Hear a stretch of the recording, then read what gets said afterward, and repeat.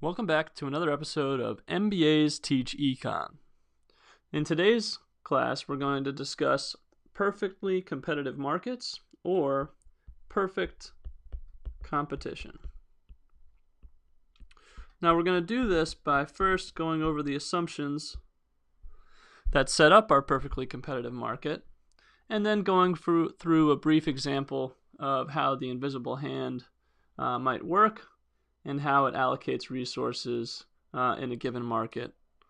So first, let's look at the assumptions. So our first assumption is that no buyer or seller can influence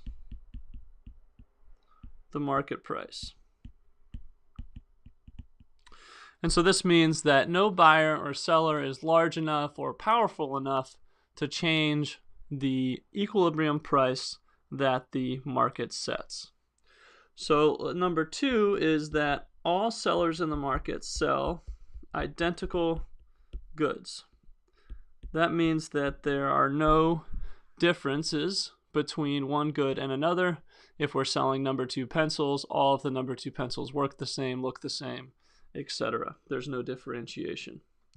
And number three is that we have free entry and exit. So for all of the firms in the number two pencil industry or number two pencil market, there's no barriers to enter.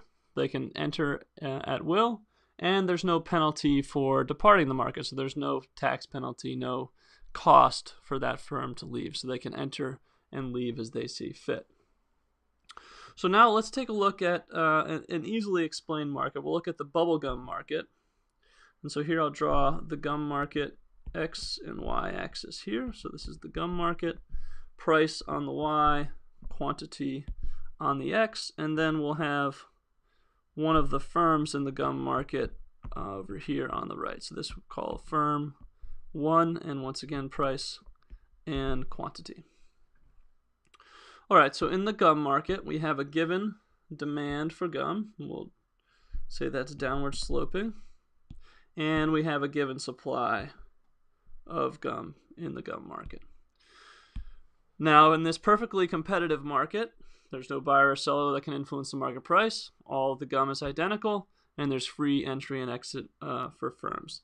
Therefore, this market price here, so this P1, is going to be the marginal revenue that firm 1 can expect. So I'll call this marginal revenue 1.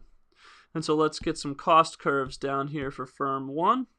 We'll have his marginal cost here, marginal cost, and we can add our average total cost curve here.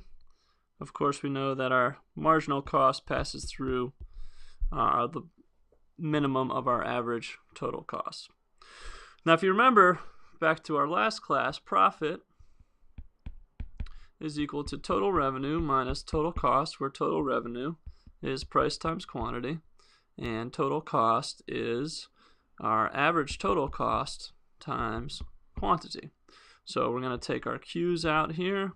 So profit equals price minus average total cost times Q. And so you can see here that this intersection of marginal cost and marginal revenue, that when we trace it down to our average total cost curve and then over to the y-axis, that there is some ability to earn profit in the short run.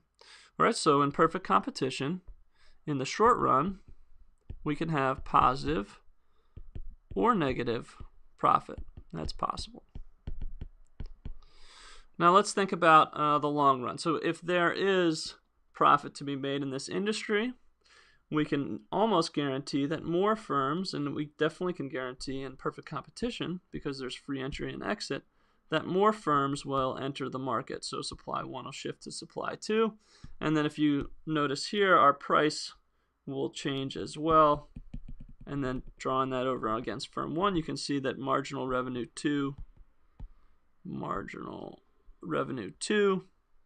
is also equal to our minimum average total cost. And now since our price, our marginal revenue 2 is equal to minimum average total cost, this could stay the equilibrium forever. So in the long run, so I'll draw the long run down here, profits are equal to 0. If you remember, I'll draw your attention back up here to our profit equation. Our price is now equal to our average total cost, meaning that profit is 0. So in the long run, profits will be 0. Now let's say that the demand for gum falls due to a change in consumer preferences for gum. Let's falls back down here to demand 2 from demand 1. What would happen in the market? Well, because demand 2 falls, we fall from demand 1 to demand 2, suppliers would have to exit the industry because it's no longer as profitable. Temporarily, in the short run, you would wind up with a marginal revenue down here. Perhaps firm 1 would have to exit the market. Let's say that other firms exit first, and if they do, we would shift ourselves back here to supply 1, and we would wind up once again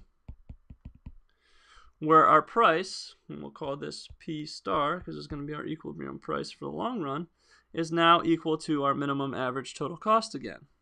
I'm drawing this out.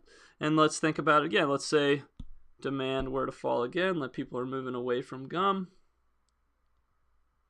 Without forcing anyone out of the industry, the invisible hand would allocate resources and capital in such a way that firms would see that it's not profitable to remain in the industry, and we would shift once again back here to supply 3.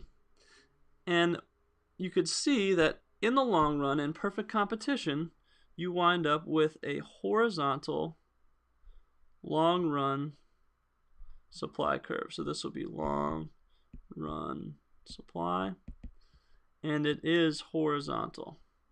Now, I hope that brief overview of perfect competition has been a helpful refresher. Thanks for listening, and see you again soon.